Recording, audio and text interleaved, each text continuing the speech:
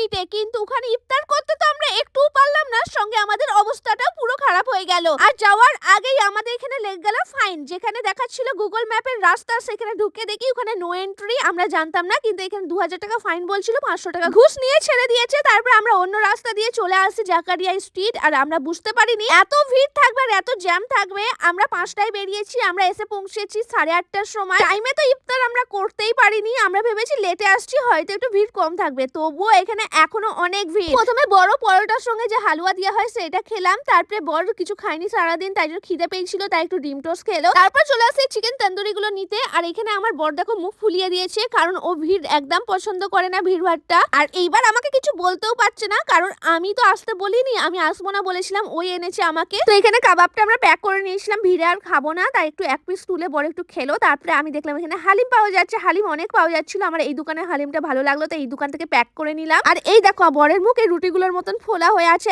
এখনো, ও কি খাবো সেটা বলছেই না, কিচ্ছু খাবে না বলেছে। তাই আমি রুটিগুলো প্যাক করে নিলাম। আর এই দেখো আমি নিয়ে নিয়েছি টোস্ট গুলো। এই ভিড়ের মধ্যে তো আমি কিছুই খাবো না, আমি সব প্যাক করে নিয়েছি, সব বাড়ি গিয়ে খাবো। আর এখানে আমাকে অনেকে চিনতে পেরেছো, বাইরে অনেকে আমার সঙ্গে কথা বলো এসে, কিন্তু কিছু কিছু মানুষ আছে না দূর থেকে দেখো আমার নাম আমার জোর করে বলো, আমি শুনতে পাই, কিন্তু এসে কেন কথা বলো না সেটা আমি জানি না। চিনতে পেলে কাছে এসে কথা বলবে, আমার তো তোমাদের সবার সঙ্গে কথা বলতে অনেক ভালো লাগে। তো এখন আমরা দেখো 1 ঘন্টার মতন ঘুরে, মানে 8:30টায় ঢুকেছি, 9:30টায় বেরিয়ে গেছি। তারপরে আমরা 2 ঘন্টা গাড়ি চালিয়ে চলে আসি আমরা যে হোটেলে খাই সেই হোটেলে। আর এখানে এসে প্রথমে দই খাই, তারপরে নিয়ে ফ্রাইড রাইস আর চিলি চিকেন, তারপরে একটা আইসক্রিম খেতে খেতে চলে আসি 12:30টায় বাড়িতে। আর এসেই আমি চান করতে ঢুকে গেছিলাম, 1টা বেজে গেছে, 1টার সময় আমি রাত 1টায় চান করেছি, কারণ রাস্তায় অনেক ধুলো ছিল। তারপরে আমি খাবারগুলো যেগুলো এনেছি সেগুলো বার করে এখন খাচ্ছি, হালিম আর কাবাবটা এখন খাবো, আর রুটিগুলো কালকে খাবো।